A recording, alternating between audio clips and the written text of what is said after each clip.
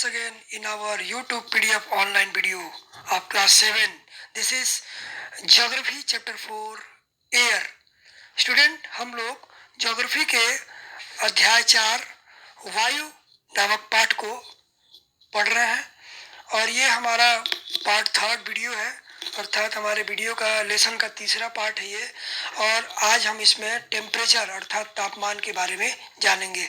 Student generally क्या होता है, जब भी टेम्परेचर की बात आती है तो हमारे मन में जो है वो एक्सट्रीम हीट की बात चलने लगती है। हम सोचते हैं कि कोई चीज़ जब बहुत ज़्यादा गर्म होती है तो वहाँ पर टेम्परेचर हम मतलब उसको मानते हैं, लेकिन स्टूडेंट ऐसा नहीं है। The temperature you feel every day is the temperature of the atmosphere. जो टेम्परेचर हम रोज़ फील करते हैं वो टेम्परेचर हमारे वायुमंडल का होता है, अर्थात जो भी नेचर में घटित होता है।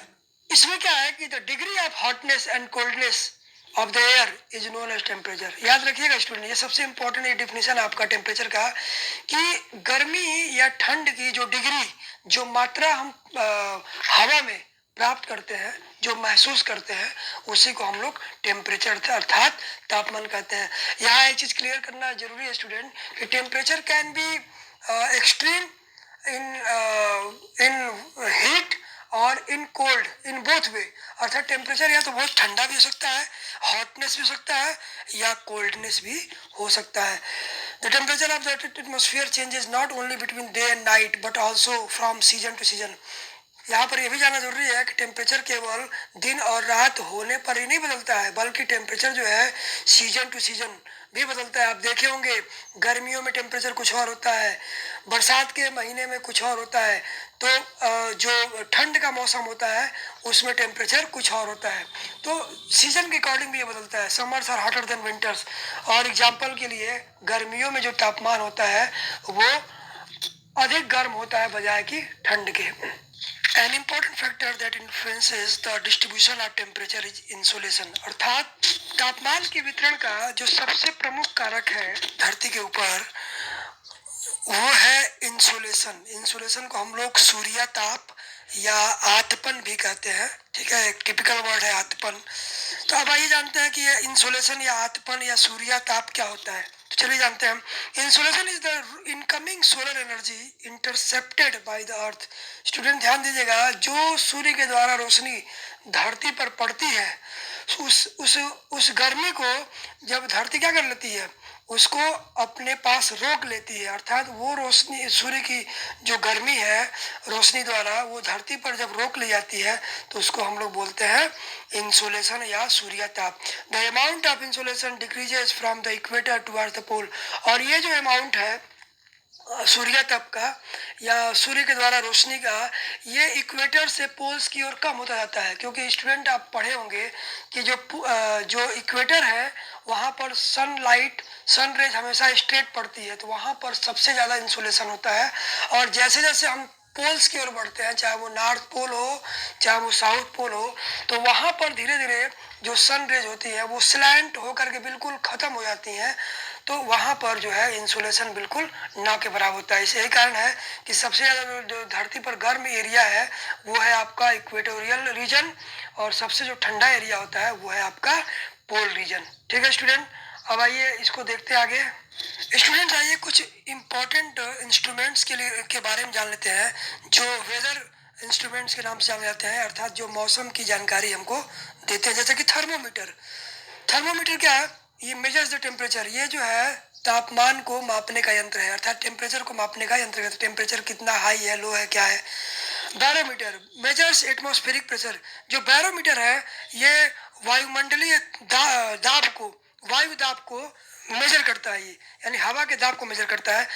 थर्ड है आपका रेन गेज। रेन गेज जो है measures the amount of rainfall. ये जो है वर्षा की मात्रा को ये मापता है कि कितने वर्षा हुई, कितने मिलीमीटर या सेंटीमीटर वर्षा हुई। और विंड वेन, विंड वेन जो है shows the direction of the wind. ये हवा की दिशा के बारे में पता लगाता है, अर्थात हमें हवा की दिशा का ज्ञान कराता है। तो ये तो कुछ इंपॉर्टेंट जो है इंस्ट्रूमेंट्स हैं जो हमारी हेल्प करते हैं मौसम की जानकारी देने में। अब आइए आगे बढ़ते हैं। Temperature decreases in the same manner. Now do you understand why poles are covered with snow. Temperature जो है ठीक उसी प्रकार से जो है कम होता है पोल्स की ओर और ज़्यादा होता है इक्वेटर की ओर। और आप समझ ही गए होंगे आप कि पोल्स पे इतनी ज़्यादा बर्फ क्यों होती है, इतना वो बर्फ से ढका क्यों होता है। If the earth temperature rises to high it would become too warm for some crops to grow. और अगर धरती पर टेम्परेचर बहुत ज़्यादा होता है तो धरती क्या होती है, बहुत ज़्यादा गर्म हो जाती है, और ये कुछ फसलों, कुछ अनाजों के उगने के लिए अच्छी होती है। Temperature in cities is much higher than that of villages. अब यहाँ पे एक इम्पॉर्टेंट फैक्टर आपको दिया गया है कि शहरों में गाँव के मुकाबले टेम्परेचर कुछ ज़्यादा होता है। Do you know why? क्यों? शहरों में क्या सूरज नज़दीक होता है? क्या सूरज एकदम बिल्कुल नीचे आ जाता है और गांव में ऊपर हो जाता है? नहीं। क्या कारण है कि शहरों में गर्मी ज़्यादा होती है और गांव में कम होती है? तो आइए स्टूडेंट जानते हैं। Because the concrete and metals in buildings and the asphalt of roads get heated up during the day। इसका मेन कारण जो है स्टूडेंट वो है कि शहरों में जो मकानें होती हैं वो मोस्टली पक्का, यानी पक्का बिल्डिंग्स होती हैं, अर्थात कंक्रीट की बनी मकानें होती हैं जिसमें बहुत सारे मेटल्स वगैरह भी यूज किए जाते हैं। इसके अलावा सड़कों पर जो एस्फाल्ट होता है, इसको हम लोग डामर भी बोलते हैं, जैसा कि आप लोग कई नामों से इसको जानते हैं। इसको हम लोग तारकोल भी कहते हैं। ये जो सड़क पे हम बिछाते हैं, पक्की सड़क बनाने के लिए इस्तेमाल करते हैं। तो ये क्या होता है कि जब गर्मियों के समय में जब सूर्य की रोशनी पड़ती है तो काफ़ी ये हीट एब्जॉर्ब करता है और इससे जो है गर्मी काफ़ी बढ़ जाती है। और this heat is release during the night. और यही जो गर्मी है, यही जो उष्मा है, रात के समय जब सूर्य छिप जाता है तो ये धरती के अंदर से ये रिलीज होती है और शाम के वक्त भी या रात के वक्त भी ये गर्म रखती है शहर को। Also the crowded high rise buildings of the cities trap the warm air and thus raise the temperature of the cities। इसके अलावा जो शहरों के भीड़ भाड़ वाले जो बड़े बड़े मकानें होती हैं, स्काई स्क्रीपर्स बिल्डिंग होती हैं, इन बड़ी इमारतों में भी जो गर्म हवा होती है, ये बड़ी इमारतें उन गर्म हवाओं को रोक लेती हैं और इससे भी क्या होता है, शहरों का टेम्परेचर काफ़ी बढ़ जाता है। आप कभी नोटिस करिएगा स्टूडेंट, ठंड के मौसम में जैसे ही आप किसी शहर के रीजन से बाहर जाएंगे और गांव के इलाके में प्रवेश करेंगे तो आपको एकाएक टेम्परेचर में चेंज नज़र आएगा। गांव के साइड में जाएंगे तो आपको टेम्परेचर आपको ठंडा नज़र आएगा और जैसे ही शहर में एंटर करेंगे आपको टेम्परेचर बढ़ता हुआ या थोड़ा सा आपको गर्म महसूस होगा। इसके पहले कि आगे बढ़े स्टूडेंट, आइए जरा कुछ पॉइंट्स को भी हम लोग कवर कर लेते हैं। जैसे कि do you know the standard unit of measuring temperature is degree Celsius. अर्थात टेम्परेचर को मापने की जो इकाई होती है वो डिग्री सेल्सियस में होती है। It was invented by Anders Celsius. इसको बनाने वाले जो इन्वेंटर थे, अर्थात जो आविष्कारक थे, उनका नाम था एंडर सेल्सियस। उन्हीं के नाम पे इसका नाम सेल्सियस रख दिया गया। On the Celsius scale the water freezes at 0 degree centigrade and boils at 100 degree centigrade. ये एक बहुत ही बेसिक कॉन्सेप्ट है स्टूडेंट। आप जानते हो कि जो वाटर है जब 0 डिग्री पे आता है तो वो फ्रीज हो जाता है, अर्थात वो बर्फ बन जाता है, और अगर 100 डिग्री पे होता है तो वो बॉयल यानी उबलने लगता है, खौलने लगता है। Now next topic is air pressure. अगला जो टॉपिक है हमारा वो है एयर प्रेशर अर्थात वायुदाब। You will be surprise to know that the air above us presses us with a great force on our bodies. आपको जान करके आश्चर्य होगा कि हम धरती पर खड़े हैं तो हमारे ऊपर हवा बहुत जोर का वायुदाब लगाती है, अर्थात बहुत जोर का हमको वो प्रेशर हमारे ऊपर हवा जो है देती है। However, we don't even feel it। यद्यपि हम इसको महसूस नहीं करते हैं कि हमको धरती इतना जोर से हवा मतलब हमारे ऊपर लगाती है। This is because the air pressure us from all directions and our body exerts a counter pressure. क्योंकि ये जो हवा जो प्रेशर देती है वो हमारे शरीर को चारों ओर से प्रेशर देती है और बदले में हमारा शरीर भी क्या करता है, उस प्रेशर के अपोजिट एक प्रेशर अर्थात विपरीत बल लगाता है। हमारा शरीर उस हवा के विपरीत बल लगाता है। Air pressure is defined as the pressure exerted by the weight of the air on the earth surface. अब आइए जानते हैं एयर प्रेशर का डिफिनेशन क्या है। एयर प्रेशर जो है यानी वायुदाब को अगर परिभाषित करें तो वायुदाब वह हवा का जो भार है जो पृथ्वी की सतह पर लगाया जाता है, अर्थात वायुदाब वह दाब है हवा द्वारा धरती के सतह पर लगाया जाता है। As we go up the layers of the atmosphere, जैसे जैसे हम वायुमंडल में ऊपर जाएंगे द प्रेशर फॉल्स रेपिडली, तो ये जो वायुदाब है कंटिन्यूसली क्या होता है, ये गिरने लगता है अर्थात कम होने लगता है। The air pressure is highest at sea level and decreases with height. जो सबसे ज़्यादा वायुदाब होता है वो समुंदर के एकदम सतह पे होता है। जो समुंदर का जो वाटर लेवल है, सी लेवल है, समुंदर का जो जो वाटर लेवल ऊपरी हिस्सा होता है समुद्र के जल का, वहाँ पर जो वायुदाब होता है सबसे अधिक होता है। एंड डिक्रीजेज विथ हाइट, और जैसे जैसे हम ऊंचाई पर बढ़ते हैं, ऊपर की ओर बढ़ते हैं, तो ये कम होता जाता है। Horizontally the distribution of air pressure is influenced by temperature of air at given place. और अगर हम बात करें हॉरिजॉन्टली अर्थात बिल्कुल धरती के समतल, अगर हवा के वायुदाब की बात करें तो इसका वितरण जो है वो अलग अलग जगह के हिसाब से या वहाँ के टेम्परेचर के, किसी जगह के टेम्परेचर के हिसाब से हम देखते हैं। In areas where temperature is high the air gets heated and rises. वो इलाके जहाँ पर टेम्परेचर क्या होता है बहुत अधिक होता है, तो वहाँ हवा जो है गर्म हो जाती है। हाँ स्टूडेंट, आप याद रखिएगा, जब हवा गर्म होती है तो वो हल्की होकर के ऊपर उठने लगती है, और this creates a low pressure area. तो वहाँ पर एक जो है कम वायुदाब का क्षेत्र हो जाता है। जहाँ पर हवा जो है गर्म होकर के हल्की हो जाती है, तो वहाँ पर कम वायुदाब का क्षेत्र हो जाता है। क्यों? क्योंकि हवा ऊपर की ओर उठने लगती है। Low pressure is associated with cloudy skies and wet weather.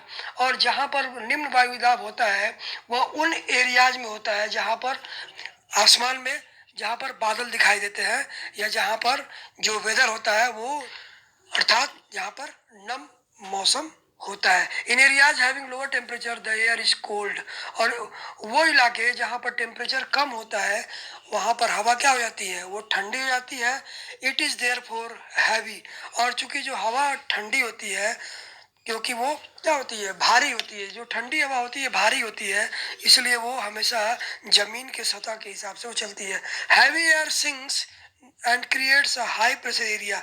तो चूंकि भारी हवा बिल्कुल जमीन के सतह पे आ जाती है और इससे वो उच्च वायुदाब बनाती है। याद रखिएगा स्टूडेंट, जो कोल्ड एयर होती है वो भारी होकर के उच्च वायुदाब का क्षेत्र बनाती है। High pressure is associated with clear and Sunny sky. और हाई प्रेशर वहाँ होता है जहाँ पर आसमान साफ हो और बिल्कुल धूप खिली हुई हो। The air always moves from high pressure area to low pressure area. और याद रखिएगा हमेशा जो हवा है वो उच्च वायुदाब से निम्न वायुदाब की ओर चलती है, क्योंकि जो चीज़ भारी होती है वो सिंपल सी बात है, वो हल्की चीज़ को धक्का दे करके या उसको हटा करके किनारे कर देती है। तो ये है स्टूडेंट, याद रखिएगा हमेशा जो हवा है उच्च वायुदाब से निम्न वायुदाब की ओर चलती है। तो अब आइए स्टूडेंट बात करते हैं सेकंड डू यू नो की। ठीक है, on the moon there is no air and hence no air pressure. जैसा कि आप जानते हो कि जो मून है उसके ऊपर कोई हवा नहीं है, अर्थात कोई हवा का नामो निशान चांद के ऊपर नहीं है। अगर कोई हवा ही नहीं है फिर it mean that there is no air pressure. जब हवा नहीं है तो इसका मतलब वहाँ पर हवा का कोई दाब भी नहीं है, अर्थात कोई वायु दाब नहीं है। इसीलिए क्या होता है कि astronauts have to wear special protective space suits filled with air when they go to the moon. इसीलिए जो हमारे अंतरिक्ष यात्री होते हैं जब वो चांद पर जाते हैं या जब वो इस अंतरिक्ष में जाते हैं तो वहाँ पर ये एक विशेष प्रकार का स्पेस सूट अर्थात एक अंतरिक्ष पोशाक पहनते हैं जिसमें एक सुरक्षित हवा भरी जाती है, अर्थात यह अर्थ से ही उनको हवा भर के भेजा जाता है। If they did not wear this space suits the counter pressure exerted by the body of the astronauts would make the blood vessels burst। अगर मान लीजिए ये जो एस्ट्रोनॉट्स है बिना हवा भरी स्पेस सूट पहन के चले जाए तो इनकी बॉडी से जो वायुदाब वहाँ पर निकलेगा, इससे क्या होगा कि जो विपरीत बल लगेगा वो इनके ही शरीर की जो जिनके जो बॉडी की जो नसें हैं, जो ब्लड वेसल्स है अर्थात खून की जो धमनियाँ हैं, वो नसें क्या होंगी, वो प्रेशर की वजह से फट जाएंगी और द एस्ट्रोनॉट वुड ब्लीड।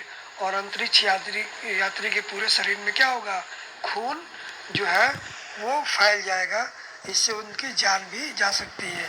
तो इस वजह से इस सूट में हवा भर करके उनको भेजा जाता है। तो ये थे स्टूडेंट आपका डू यू नो। तो आज के टॉपिक में बस इतना ही। उम्मीद करते हैं कि आपको टॉपिक समझ में आया होगा, पसंद आया होगा। अगर कोई चीज़ नहीं समझ में आती है तो आप व्हाट्सएप पे हमको मैसेज करके अपना डाउट क्लियर कर सकते हैं। तो आज के लिए बस इतना ही। All the best, stay home, stay safe, good luck.